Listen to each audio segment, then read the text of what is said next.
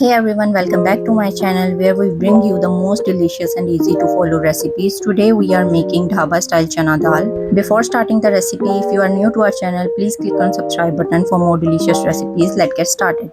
In a pressure cooker, add 1.5 cup of oil. Once the oil is hot, add 2 tablespoons of ginger garlic paste and saute it for a minute until fragrant. Next, add 2 sliced onions and fry them until they turn a light golden brown color. Once the onions are ready, add 5 whole green chilies and fry for another minute to release their flavor. Now add 3 cups of chana dal to give it a good mix. Season it with 1 tablespoon of salt, 1 tablespoon of red chili powder, half tablespoon of turmeric powder, and 1.5 tablespoon of coriander powder. Mix everything well and cook it for 2 to 3 minutes. Then add the paste of 4 to 5 tomatoes. Mix everything well and cook it for 5 minutes. Then add 4 cup of water. Mix everything well. Cover the pressure cooker and cook it for 8 minutes. Once the pressure is released, give the dal a stir, and for the final touch of flavor, add half a teaspoon of garam masala powder and half a teaspoon of black pepper. Mix it together.